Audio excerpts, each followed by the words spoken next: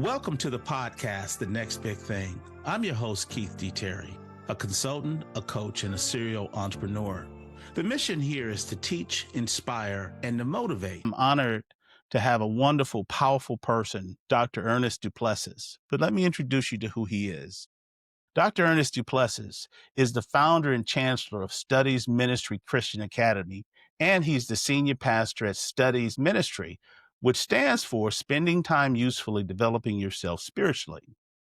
And I might add, he's my pastor. Dr. DuPlessis, welcome to the next best thing. How are you? Good, Keith, and thank you so much for having us. We're excited to be here today. Okay. I know where you come from. Tell us a little bit about you. I'm originally from Philadelphia, Pennsylvania, so we're living at large now that the Eagles have won the Super Bowl again. And we grew up in northern Philadelphia, so Germantown, Philadelphia. And then when I became a high school student, we transitioned right outside of Philadelphia to Willingboro, New Jersey, where it was the same city where Carl Lewis, the Olympian, lived. So that's our claim to fame. Your name dropping all the sports. Yes, absolutely. So as we get into this conversation, let's start here. What inspired you to launch a ministry? You've had such a remarkable career, from 21 years as a navigator to some of the highest echelons in corporate America to a ministry. Tell us about that transformation. Yeah, so I gave my life to Christ early in my life. So ministry and service and kind of spirituality was always a part of what we did. And so when I got out of the military and we came here to the Great Lakes area, actually one of my professors that I had at Northwestern when I was still in the military hired me many years later to come work in corporate America. But when we got here, it was about 2011 that we really started to feel this tug that we're going to do something different than just go to a church and be a part of a church. We're always leaders at a church. My wife and I, since we've been married, have been in service within ministry. But at 2011, we really felt a tugging to kind of pull away for a while. And that pulling away lasted for about 3 years. We call it our detox period, where we essentially learned some new things, but we unlearned a lot of things about what traditional church is, what ministry has to be, specifically moving forward. And then I happened to read a book in that time. It's called The Church in an Age of Crisis. It's by James Emery White. And in this book, there were just some compelling statistics that he brought forward about where ministry is going in the future. Okay. And then I felt the tug, my wife and I both felt that tug to kind of, okay, this is where God is calling us. And so in 2014, we set out to establish Studies Ministries with kind of some of these core values and the notion of it just can't be about where we've come from. It's got to be about where we're going. Wow. Now, was that a long process? You said it took 3 years. For 3 years. Okay. And the process was challenging because, like I said, when the Lord called us kind of unto himself, we were part of a church for 8 years. We had served well there, and we'd still continue to go in fellowship at church. But what was made clear to us was that we were not going to go join someone else's church, that the Lord had a work for us to do. And so, the Lord would challenge us. So why do you do X? And we would say, well, because we always done X. And they would challenge us to think about a way that's different. For instance, when you read that book, one of the things that you realize is that the church in general is over-indexed in facilities. We have a whole bunch of facilities that are not used well. So real estate is one of those things. And there's this model of build it and they will come. And so our model is not that. Our model is find the need, build it, serve the need. Okay. Right. And so that is the segue as well into the school. It was not that we're saying, oh, we want to build a school, but rather find the need, build it, serve the need. And along with that model came some other different thinking. For instance, around the financial funding of a ministry. Okay. Normally, ministries are based on tithes, offerings, donation, giving. Yes, they are. And our model has quite a few other alternative streams of revenue that allows us, once again, not to focus on how are we going to get this money to pay the light bill, but rather, how are we going to continue to find the need, build it, and serve the need? And so there's some fundamental differences with our ministry. And so, we can keep along the path of the church.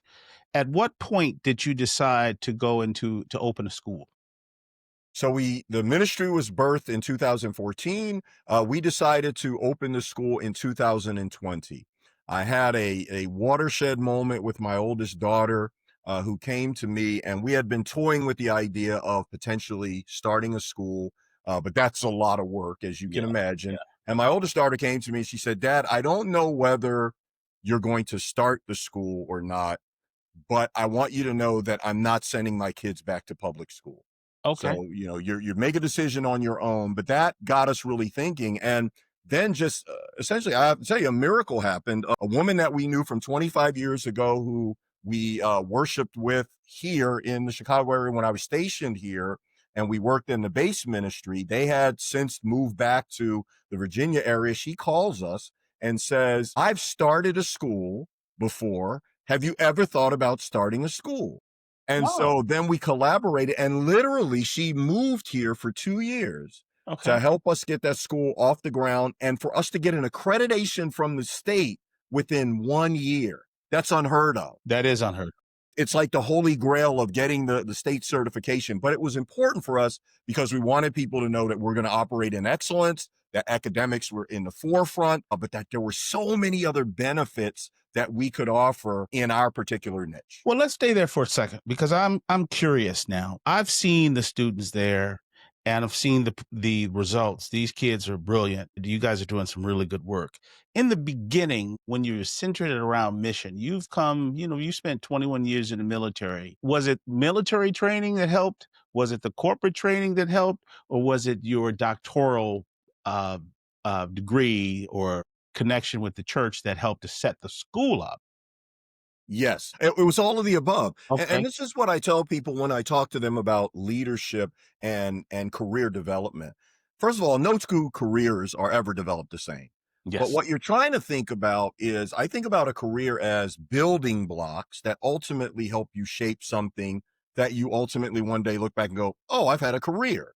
Right. And so all of the above, the military really brought into focus for me mission and vision.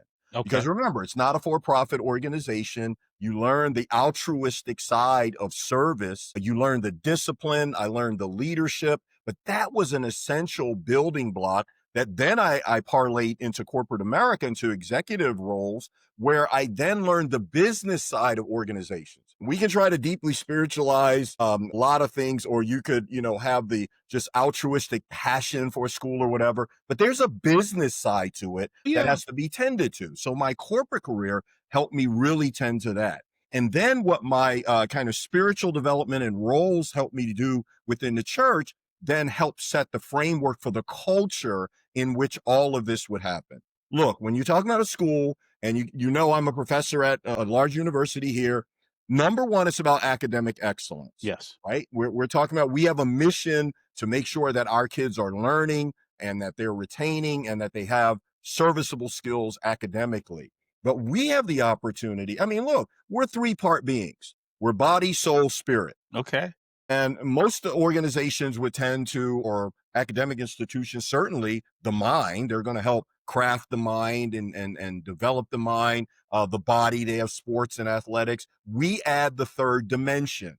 The Okay. third dimension is the spiritual aspect of who you are. And by the way, that's where your well-being resides. So when we think about all of the challenges that we have in social, emotional learning that we're trying to inculcate into public schools today, that's already embedded in how we think about how to educate people. Gotcha. And so, what was the most challenging? Let's stay on the early parts of starting the school. It's one thing to say it, it's another thing to create it. You've done two things. You started a church, a thriving church, and you started a school. So, I would assume the paths for both are different a little bit, but let's take it each one individually. What's the most challenging part about starting a school? What was the early component of that for you? Well, like with any big project, the administration. I mean, when you're talking about getting certified by the state, and then we got an additional certification with the National Associations of Private Schools, that's just massive administration Yeah. and getting all of the wickets kind of set up. So and in many ways, I think it's set up that way to be a barrier to entry, Because if you're not Yeah. serious about doing this, you can get discouraged very quickly.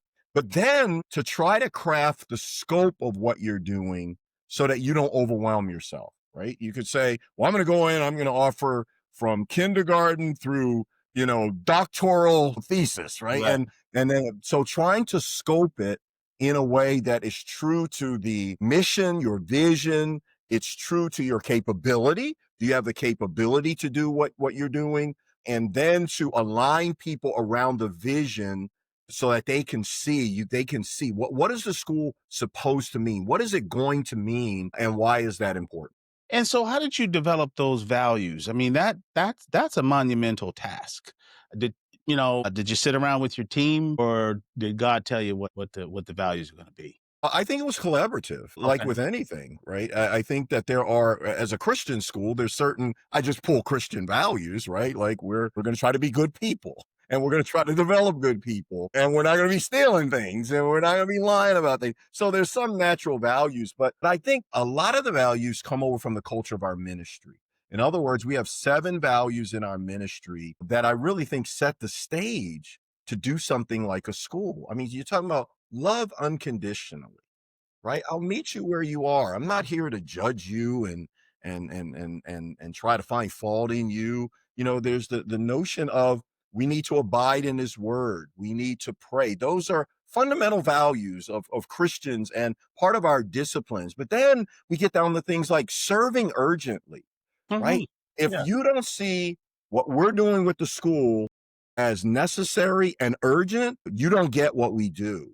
Because we talk to parents week in, week out. We get parents that come in and interview, and they're telling us about the challenges that they have. Yes. 70% of our students that we have came from an environment where they were bullied, right? And severe. Another 50% probably had social emotional challenges within school. So that's whether it's a social interaction or whatever those things are. And then some of our students they learn differently. So as we think about every child does not learn the same way, Yes. we had to think about what should we be to serve, find the need, build it, serve the need. And so, let me ask this question. Is it difficult publicizing where you are, getting people to come over? Is that a challenge? It is. Awareness is always a key challenge, and we're pursuing a lot of different avenues. I think we have a lot more runway in the social media space, Okay. but we have marketing that we do. We have an agency that we work with. But remember, we launched the school in 2020, which was when COVID really kicked off, You did. which Yeah. in anybody's opinion would be kind of insane. Because the first time I thought about it, from a business aspect, we're going to launch it and we're in COVID.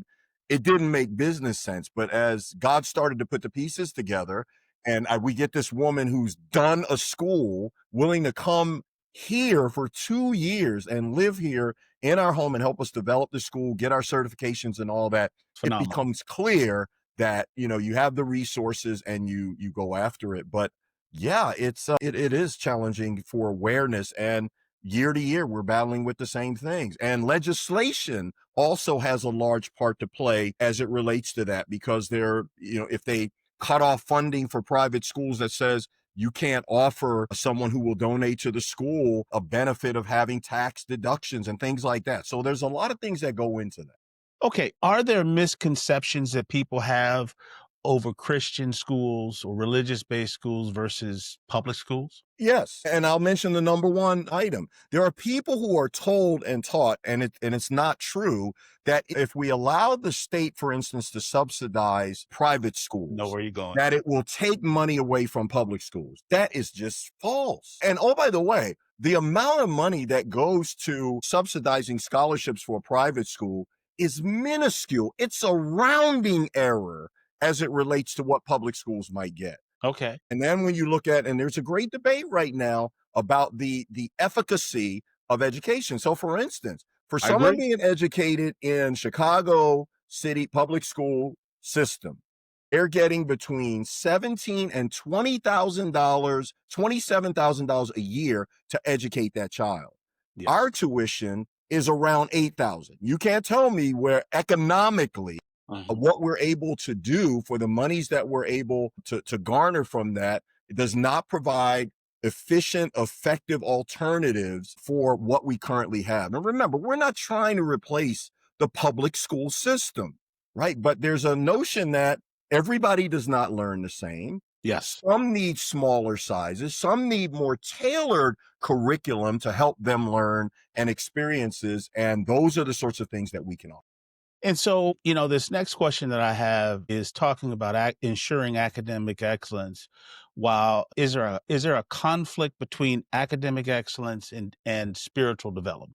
No, those cannot be mutually exclusive. I would argue that they're mutually inclusive. In other words, if you look at the life of the young man Daniel or his three friends, Shadrach, Meshach, and Abednego, who were taken to Egypt, and they were, the scripture records, they were 10 times more excellent than their peers. And Yes. so, what I would argue to you is that they're not in conflict, they rest together. And as we're able to develop people and give them a better sense of well-being and who they are in those three components of their lives, then we can help properly put the importance of education in that context. But really, what helps drive our academic excellence is number one, our teacher to student ratio. Hmm. We can give more attention to our students because we're smaller. So and I'm not faulting, if you're in a public school and you got 30 or 40 kids in there, it's hard for you to give them the attention that they need. But we have ratios that are less than 10 to 1, That's which phenomenal. allows us to really cater and tailor. Secondly, we get to develop our curriculum. Now, our curriculum has to be accepted by the state. Yes. Obviously, we have our certification, so you're getting the education that you think you're getting, and or you're probably getting a lot more. But then we have the opportunity to bring it together in three powerful ways. Number one, individual learning. Most of what happens in the public school is teacher-centric training.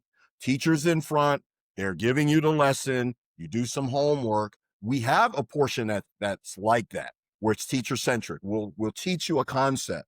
But then we have individual learning, where you go back and you are now plotting and setting objectives on how much you want to cover, what you're learning. You're spending time and disciplining yourself about how you set goals. How do I comprehend material? And then the third type of learning that we use is then in the group. How do we bring a group together and leverage the thinking of all of those around the circle to solve the issues and the problems that our students ultimately will face in life? So we're able to bring curriculum together in a very powerful and relevant way. And for my listeners, the school is K through 12.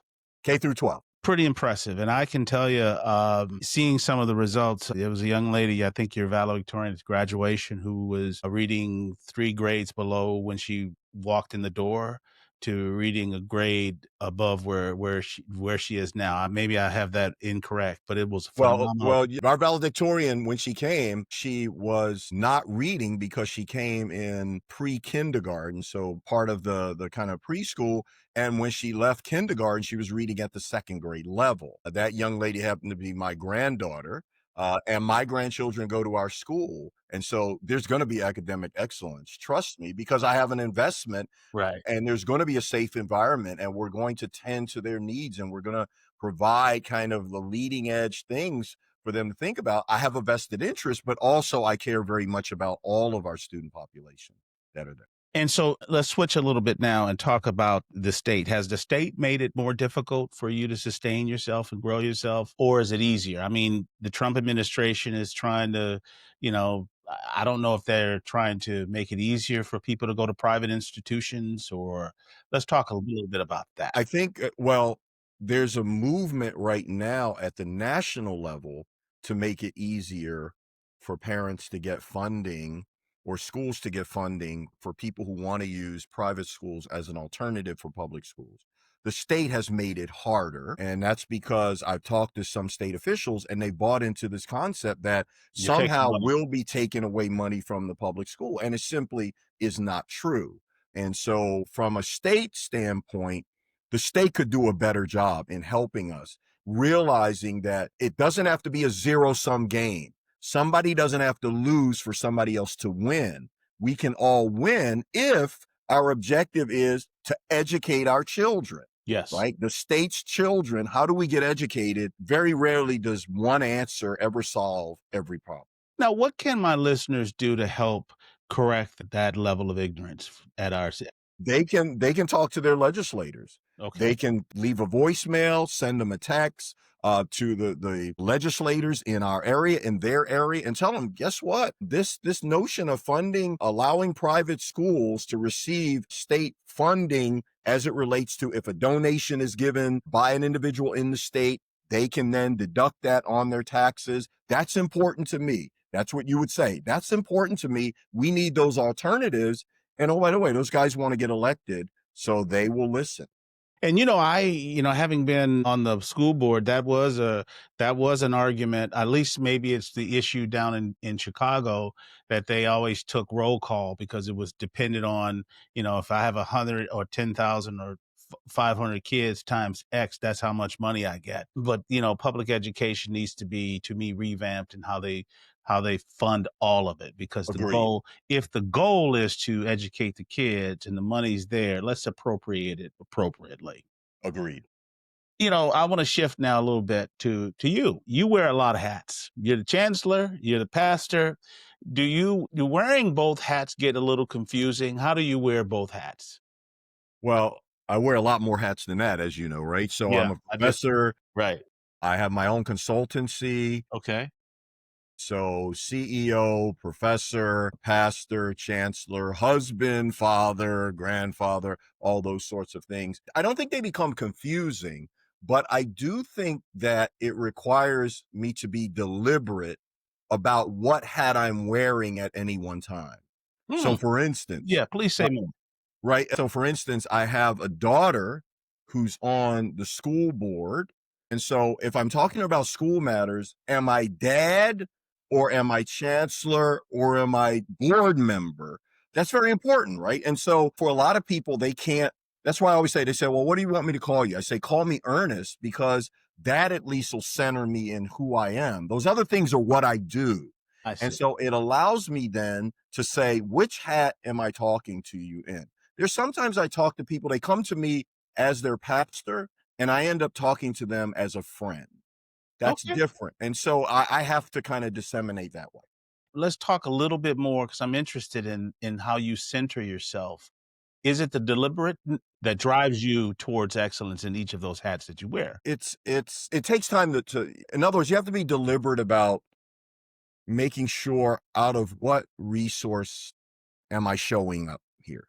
Right? Like today is a little nebulous only because I'm talking about so many different roles. Yeah, you are. Right. And primarily, and that's why even as we were talking in preparation for this, I said to you, okay, are we going to focus on school? Are we going to talk about ministry things? Because that gives me then deliberate. And then I can come back to you and at least be very candid and transparent about how I'm answering you.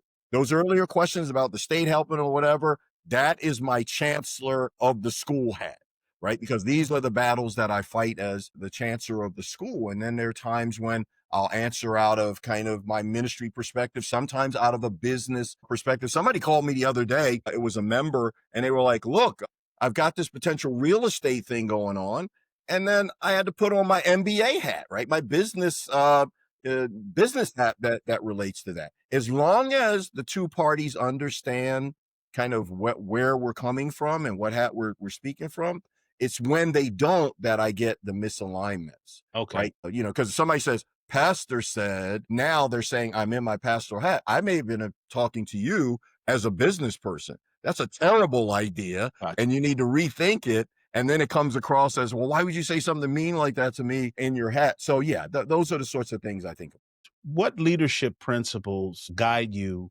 Are there leadership principles that drive you with the school, with the students versus the staff versus the administration? Well, I just taught a leadership seminar for our leaders at our ministry, and we're going to be cascading that down to other leaders and members, but trying to help them understand. I introduced them to kind of, here are the 10 leadership styles that you could have.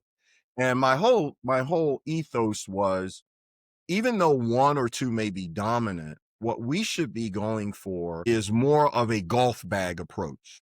And I have a picture of a guy with his golf bag and saying, look, we should all have a golf bag filled with all these clubs, and those clubs represent different leadership styles. And depending on the shot you got to make, you take out the right club. Too many of the leaders are kind of one, when I first learned how to play golf, and I use that loosely because I still don't know how to play that well, but I was good with the driver. So I would take the driver out and I would whack the ball. It would go far. It wouldn't go straight. It would go far. But what I learned is that I couldn't use the driver on every shot. At some point, I had to learn how to use the pitching wedge. And it's the same thing with leadership. There are times where in leading the school, it has to be more of the soft touch. I'm not trying to drive it 150 yards. I'm trying to pitch it onto the green. And so how do I then collaborate with my staff more than being more of a laissez-faire type leadership model where, okay, I trust you guys and you can handle it on your own. So for me, it's about the versatility. And I learned a lot about leadership from the military. It's about the versatility of which style is benefiting me best in this situation. And that's interesting because that you bring the military in. And this is going to show my lack of education there. I always thought it was uh, there was one type of leadership style in the military. Is that true or not true? It's not true. Absolutely not true. I mean, you think of it as autocratic, right? Yeah, I do. I'm the general and you do what I say and all Right, that. So right. you think In of the it order, get it done. Right. yeah, yeah. And oh, by the way, there is a hierarchy and there is a strong sense of the autocratic leadership. And I think it fits the military because, for instance, when we're in battle and we give an order, there's no time to say, well, let's have a democratic style. Do we fire the missile? Do we not? No, that's not the time for, more of that collaborative style. And so I think it fits. But if you look at our top leaders in the military. And that's why some of the leadership that we're seeing today is so frustrating for me because they lack basic leadership skills. Even people who are leading departments and they're leading large branches of our government lack such basic leadership. And then you juxtapose them against a seasoned military leader. Like if you ever sat down with an admiral or a general, I visited my admiral's house. There were some emergency things going on, some crises going on. Yes. And I had to go to his house to get some papers signed, talk over some issues. And Yeah. he was there in his bathrobe, right? Okay. Cup of coffee in his bathrobe. But you knew he was an admiral. He Yeah. had a presence Gotcha. and he collaborated. And he wasn't and this is what you'll do. He understood how to talk. He understood how to bring people in to get buy-in. And so, no, it's not one leadership style. It is reflective as heavily autocratic, but it's a lot more. Lot more. Okay. So what surprised you the most in running a school versus running a corporation? I'm curious about that. What surprised you the most? Well, what surprised me most recently is how much influence children have over their education. Oh, I used to, it used to be, and this is the issue of agency, right? okay. Yeah. And so it used to be, it's like, you gonna go to this school because this is the best place for you. And mama said, or daddy said. And now what I hear is, well, we don't know if Johnny's going to come to school. Johnny wants to do X or Y. And so the kids have so much more latitude as well as decision-making ability when it comes to their education, which honestly and transparently to me is a little bit scary because they're in the formative years. How much do you really know to make that level of a decision? Yeah. Wow. Wow. Well, as an educator, how do you stop that? You don't stop it. You try to influence it. There's nothing you can do about how people raise their children or the agency that they give their children. You try to help the parents. Look, our school is built around the partnership with parents. Many parents have come to us and said, we feel like the school is trying, not our school, but public school is trying to take away our rights as parents. The kids, they get to do what they want, get called what they want, and they can do things and never tell me. And so they feel very offended. And we say, never going to happen here, because here we are in partnership with the parents, understanding that God's model for this is that the parents have been given essentially guardianship over these children, stewardship over the children, and we work together with. I know they love hearing that part. They do. And for some of them, it has been kind of such a painful, visceral experience. And it works. Like, for instance, we had a student that was having some issues in school, and we went and talked to the parents, and it's like, hey, we noticed that Johnny was kind of off, these last couple Yeah. days or whatever. And they Yeah. said that correlates to, this was happening at home or whatever. And so together we're able to formulate kind of a plan of attack and get Johnny back on the right track. That's the collaboration that we believe is most effective, and it's positive, it's healthy. And at the end of the day, it helped the child.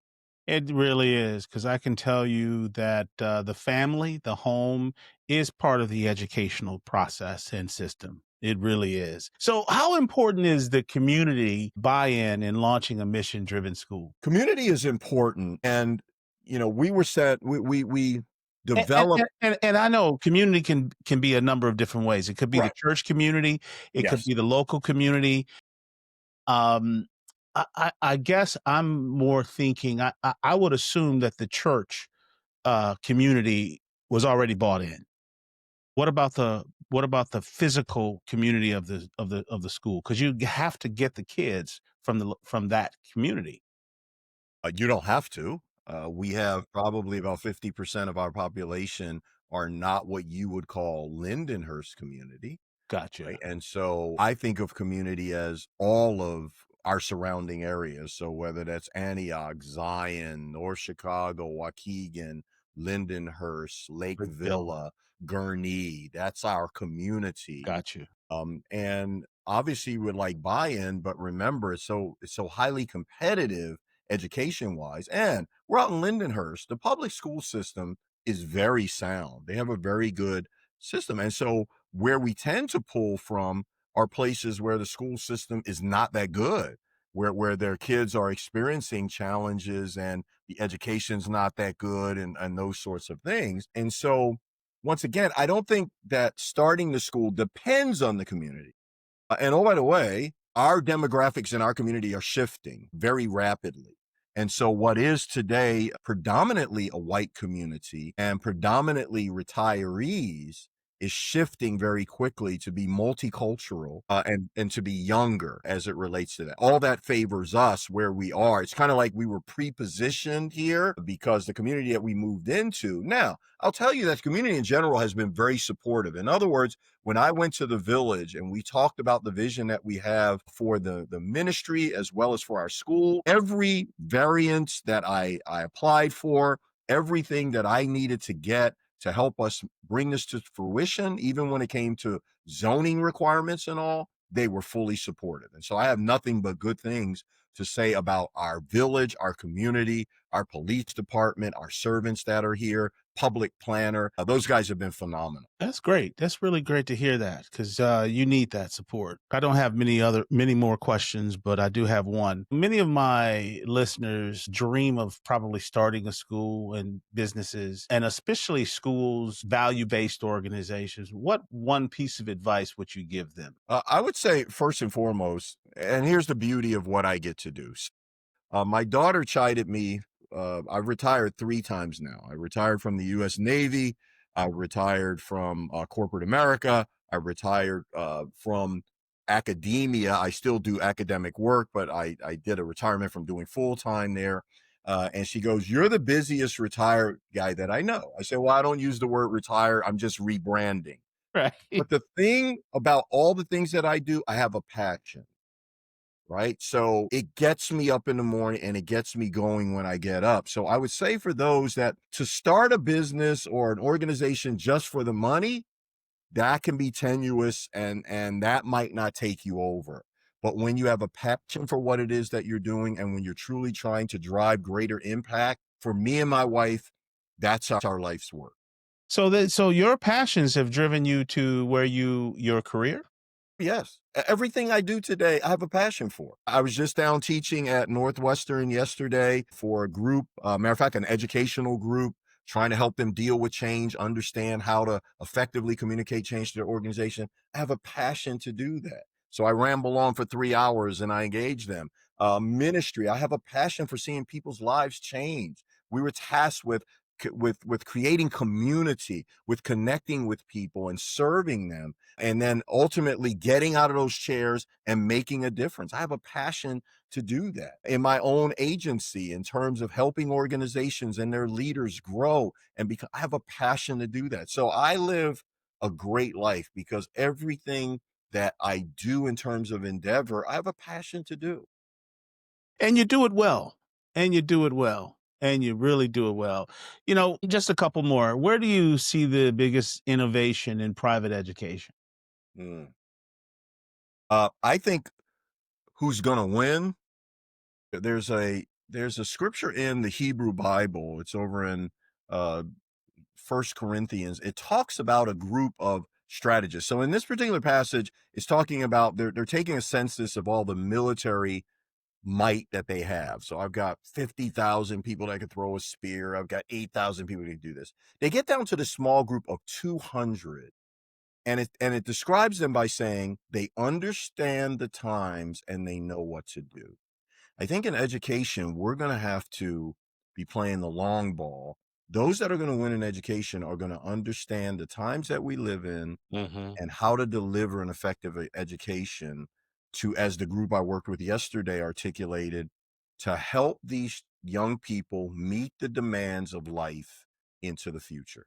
And right now, our educational system's not doing that, right? That's right, They're yeah. graduating and they don't know how to meet life's challenges. And so that's why we take a very practical stand. So we have classes like we have electives like personal finance. I need you to understand that as my daughter, she calls me up when she first left home and she's like, Dad, this letter came and it's got my name on it. And they say I owe them, $50 for Valid. using water. Right. Does water cost money? Right. So this notion of what are the things that are practical for them to understand? What are the academics that they need? But then how are they going to meet the Mm. demands of life, and that those that figure that out? And I think we are uniquely positioned to do that because we can tailor our education to meet those needs. I think you're spot on because I debate this with some of my friends as well, but it's at a higher level. I think universities, there was one point where universities, the value of a university was kind of going down, and it still might be. I still believe in education, but I do believe that there is a shift going on right now, connecting, in the past, I'm old enough that I go to school for X because my career is going to be X. Yes. And now I go to school for X and my career is A, B. You know, I think, and I owe $100,000 for X, but I can only get, $2,000 for A and B. So do you see a shift?